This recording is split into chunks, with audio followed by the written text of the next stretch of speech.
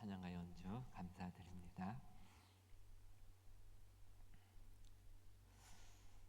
여러분은 혹시 외로움과 상실감에 빠져서 공허하게 하늘을 쳐다보신 적이 있으십니까?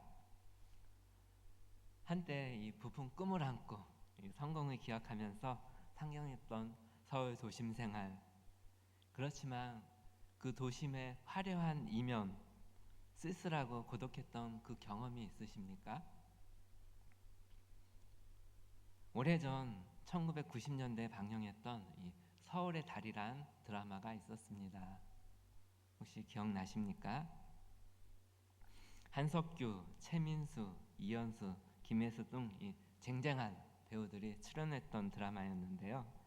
이 지방에서 서울로 올라온 이 청년들이 서울이라는 도시에서 살아가는 이야기가 나옵니다.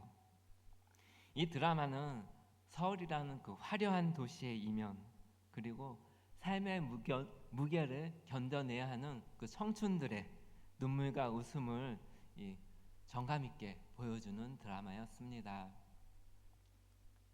어쩌면 이러한 삶의 외로움은 가수 김건모 씨가 노래한 같은 제목의 서울의 달이라는 노래에 나오는 그 오늘 밤 바라본 저 달이 너무 처량해, 너도 나처럼 외로운 텅 빈 가슴 안고 사는구나 라는 가사와 어울리는 삶이 아닌가 싶습니다. 오늘날 우리의 청년들은 그때보다 훨씬 더 어려운 삶을 살아가고 있죠. 그때의 청년들은 희망이라도 있었지만 지금의 청년들은 도대체 희망이라고는 보이지가 않습니다. 어쩌면 이 시대를 살아가는 우리 모두가 그렇게 쓸쓸하고 외롭게 살아가는지도 모르겠습니다. 오늘 본문 말씀의 제자들 역시 상실감과 외로움 속에서 물고기를 잡으러 갔습니다. 그들에게 부활하신 예수님께서는 무엇라 말씀하셨을까요? 오늘 본문 말씀을 통해 살펴보겠습니다. 첫째로 주님은 실패한 제자들에게 나타나십니다.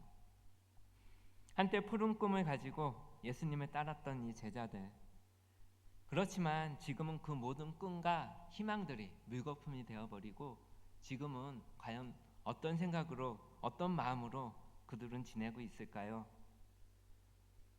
부활하신 예수님을 만난 제자들은 예루살렘을 떠나 다시 디베라 바다로 내려왔습니다.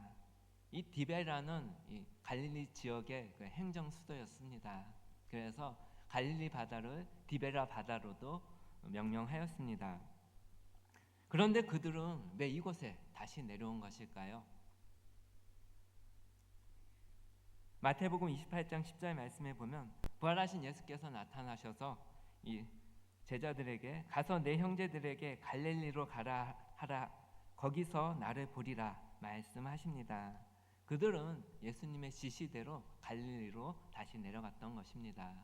그들의 고향이기도 하죠. 하지만 그들은 무엇을 해야 할지, 어떻게 해야 할지 알지 못했습니다. 그들은 아마 베드로의 집에 함께 모여 있었고 또한 어느 정도 시간이 흘렀던 것 같습니다. 성경은 단지 그 후에라는 표현을 통해서 요한복음 20장에서 일어났던 예수님의 부활 사건, 또 막달라 마리아에게 나타나시고 제자들에게 나타나셔서 평강과 성령을 부어주신 사건, 그리고 도마의 믿음 고백 이후 어느 정도의 시간이 지났음을 암시해주고 있습니다. 그렇다면 그들은 몇 날 며칠을 함께 모여서 과연 무엇을 하고 있었을까요? 아마도 앞으로 무엇을 해야 할지 알 수 없는 상황에서 또다시 실패와 절망 가운데 빠져 있었을 것입니다. 그때 베드로는 나는 고기를 잡으러 가노라 하고 말했습니다. 왜 베드로와 제자들은 다시 물고기를 잡으러 갔을까요?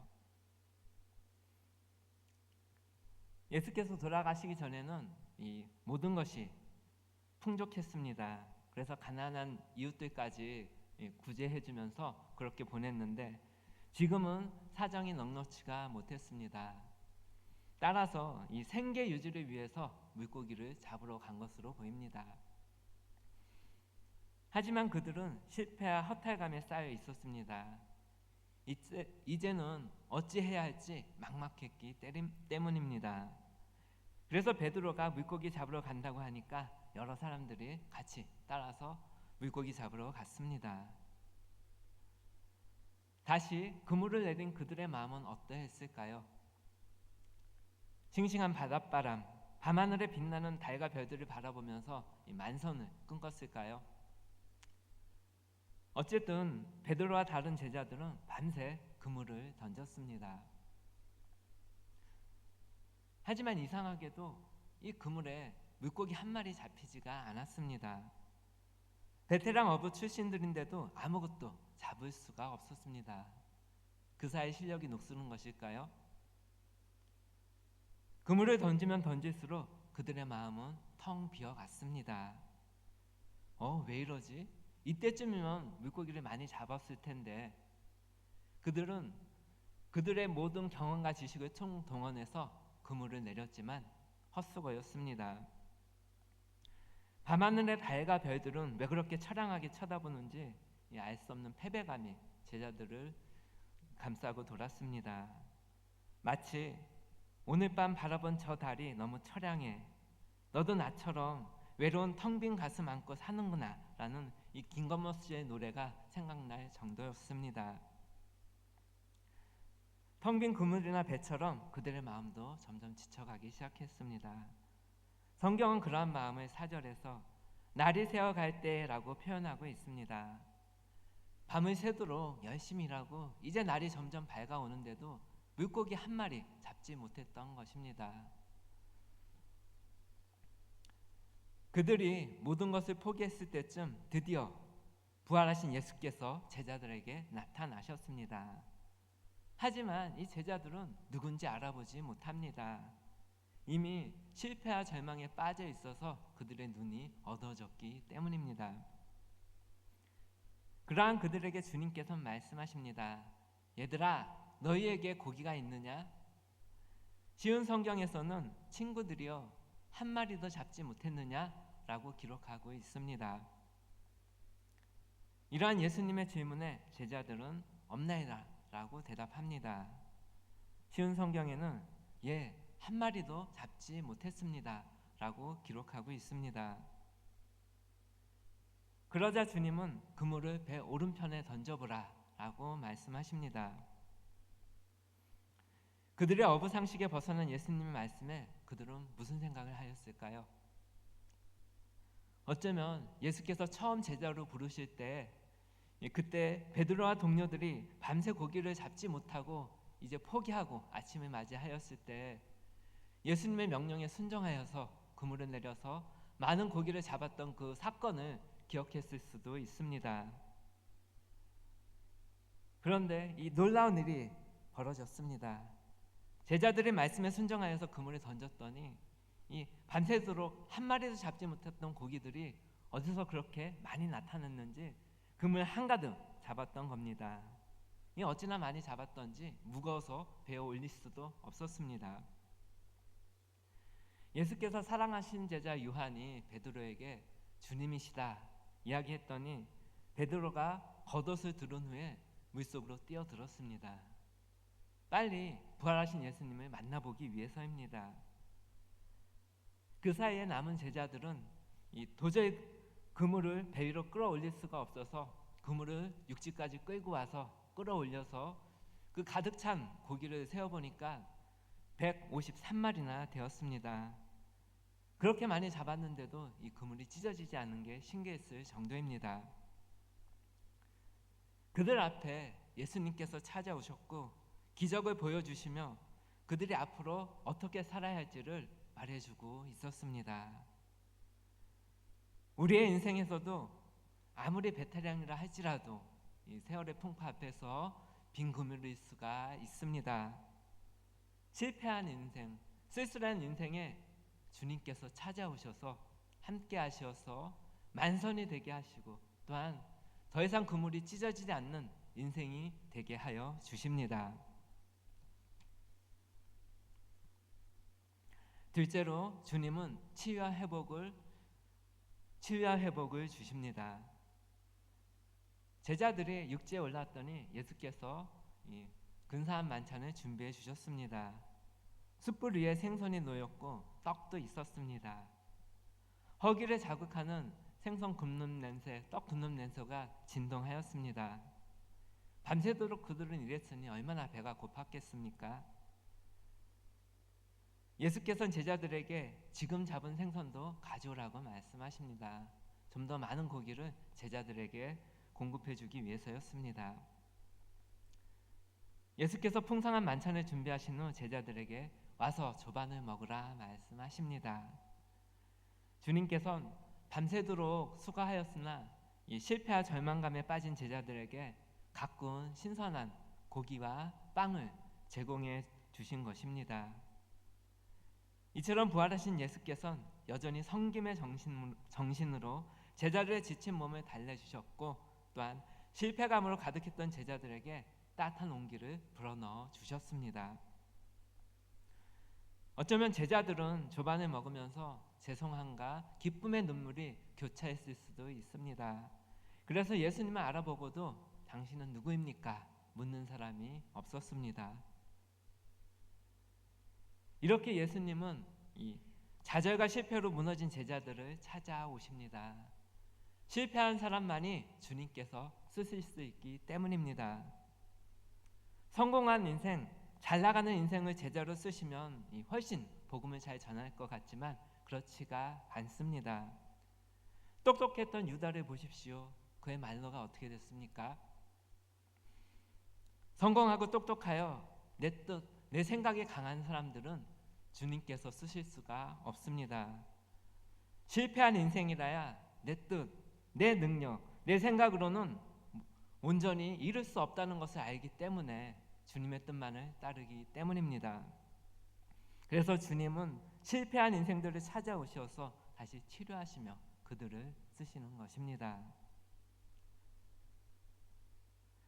주님께서 언제나 이 치유와 또한 회복을 먼저 해 주십니다. 아픔과 실패로 절망하는 우리의 마음을 다시 회복시켜 주십니다. 회복된 마음, 다시 새로워진 믿음이 있어야지만 새로운 희망으로 그 사역을 감당할 수 있기 때문입니다. 예수께서 큰 고기를 153마리나 잡게 하신 것도 앞으로 제자들이 감당해야 할 세계 선교의 결과가 매우 풍요로울 것임을 말해주고 있었습니다. 셋째로 주님을 사랑하는 사람들에게 사명을 주십니다. 조반을 먹은 후 방황하는 제자들에게 구체적인 사명에 대해서 말씀해 주십니다. 예수께서 베드로에게 물었던 질문, 내가 나를 사랑하느냐라는 이 질문의 헬라어 원문은 인간의 한계를 넘어선 신적인 사랑, 완전한 헌신적인 사랑을 말합니다.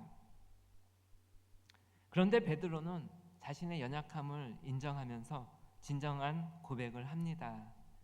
제가 주님을 참다한 우정으로 사랑한 줄 주께서 아십니다. 이 사랑의 단계를 한 단계 낮춰서 말씀드린 것입니다.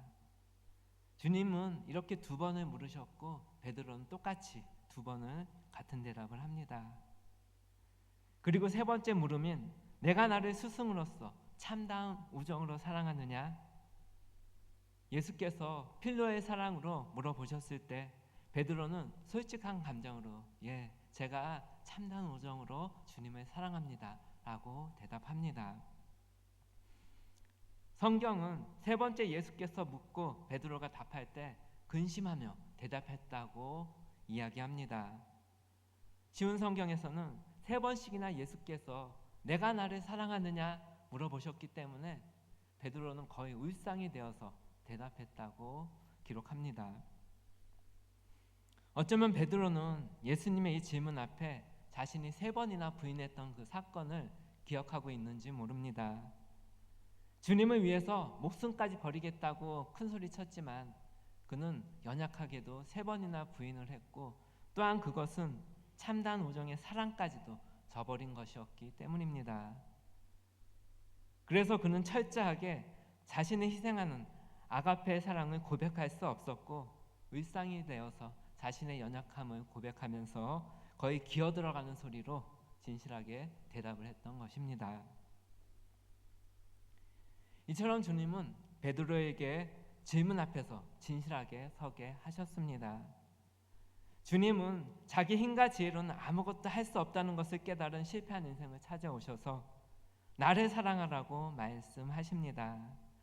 주님을 사랑하는 그 사람만이 주님의 사명을 감당할 수 있기 때문입니다.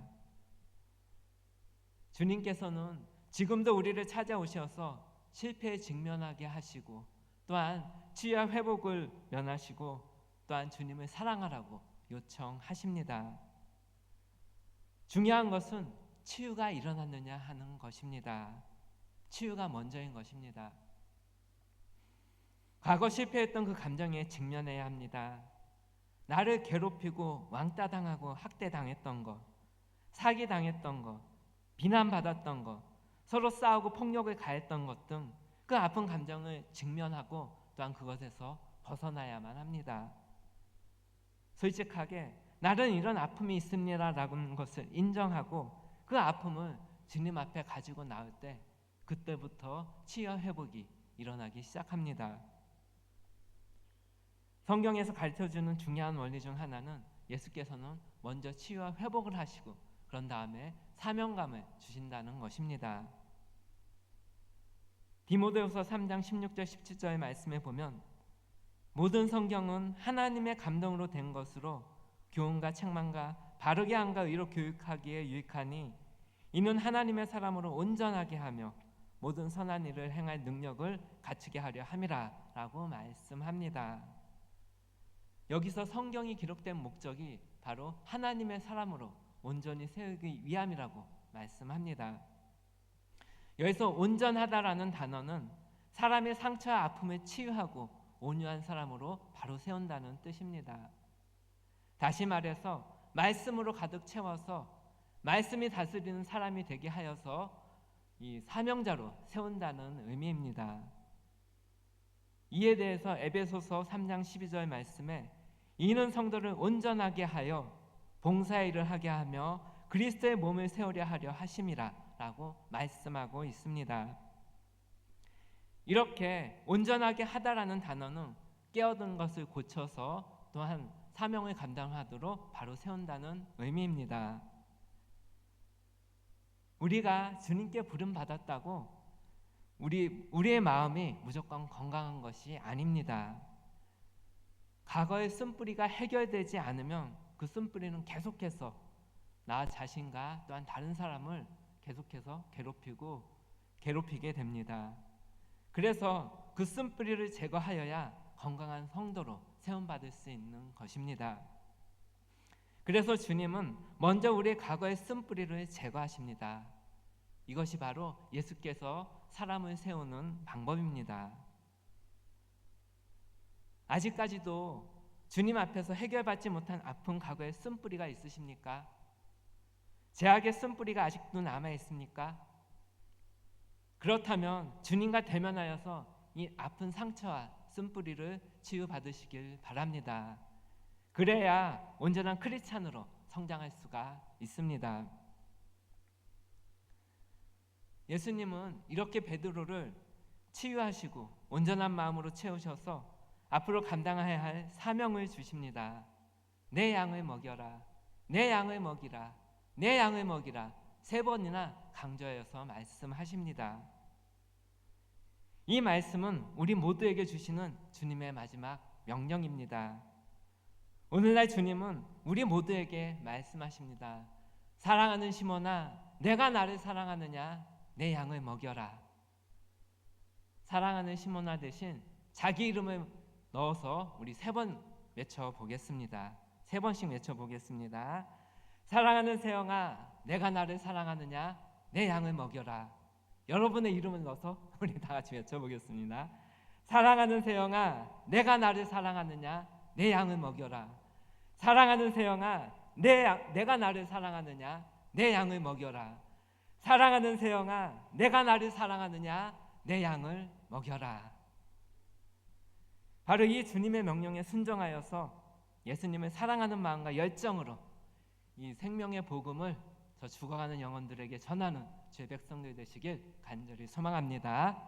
다 같이 기도하겠습니다. 실패한 우리 인생을 찾아오시는 하나님, 부활하신 예수께서 실패한 제자들을 찾아가셨듯이 지금 우리에게도 찾아와 주시니 감사를 드립니다. 또한 실패와 절망으로 상한 심령들을 치유하시고 회복시켜 주시며 새로운 사명을 주옵소서. 내 양을 먹이라는 주님의 명령에 따라서 주님의 부활의 증인이 되기를 원하오니 우리가 더욱 주님을 사랑하게 하시고 전대의 문을 열어주사 이 나들이철에 일가 친척과 이웃들에게 주님의 부활의 소식을 전하여서 저 죽어가는 영혼들을 주님께로 인도하게 하여 주시옵소서. 감사드리며 예수님 이름으로 기도드리옵나이다. 아멘.